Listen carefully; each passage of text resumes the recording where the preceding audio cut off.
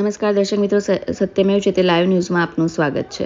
Vadodara corporation દ્વારા આજથી અંદાજે 15 વર્ષ પૂર્વે સ્લમ ફ્રી સિટી અંતર્ગત શહેરના વિવિધ વિસ્તારોમાંથી ઝૂંપડાઓ દૂર કર્યા બાદ કેટલાક પરિવારને શહેર બહાર હાઈવે ઉપર આવેલા જાંબુઆ ખાતે તૈયાર કરેલા 1500 જેટલા મકાનોની ફાળવણી કરી હતી. પરંતુ દિવસ જતાં મહત્તમ મકાનોની હાલત કખડધજ હોય તેમ બની રહી છે. જાંબુઆ વુડા આવાસ યોજનામાં છેલ્લી 3 લાઈનોમાં તો સ્લેબની ચિંતાજનક સ્થિતિ છે. ક્યાંક દિવાલના પોપડાઓ ખરીને નીચે પડી રહ્યા છે, ત્યારે નાના બાળકો સાથે રહેતા પરિવારોએ ગમે ત્યારે માધવનગર, કેશવનગર જેવી ઘટના બને તે પૂર્વે જ કોર્પોરેશનના અધિકારીઓને અન્ય જગ્યાએ મકાનો ફાળવણી કરવાની માંગ કરી હતી. જો કોર્પોરેશન વહેલી તકે મકાનો નહીં ફાળવે તો ગમે ત્યારે દુર્ઘટના થાય તેવી લાભાર્થીઓએ દહેશત વ્યક્ત કરી છે. માણસ મર્યા બાદ 2-4 લાખની સહાય આપવાના સ્થાને દુર્ઘટનામાં કોઈનું મોત નીપજે તે પૂર્વે જ જો કોર્પોરેશન અમને મકાનો ફાળવી દે તો વધુ સારું તેવી રહીશોએ લાગણી વ્યક્ત કરી હતી.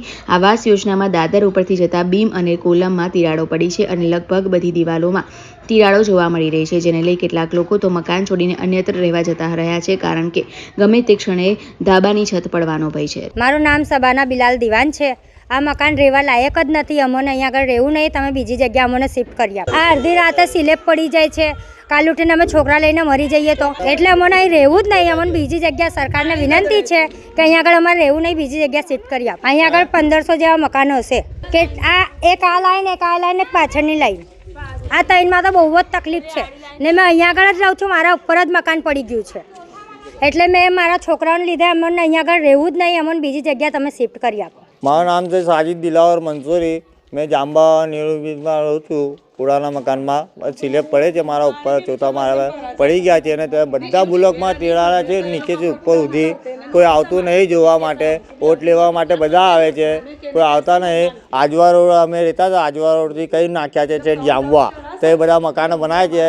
આજવા ચોકડી પાસે, સિયાજીપુરા પાસે, તે અમને શિફ્ટ કરી આપો, નહીં તો કંઈ બી બીજી જગ્યાએ શિફ્ટ કરી આપો. અમને ફાવતું નહીં. 2-3 વર્ષમાં પડી જશે મકાનો, તો કોની જવાબદારી લેશે?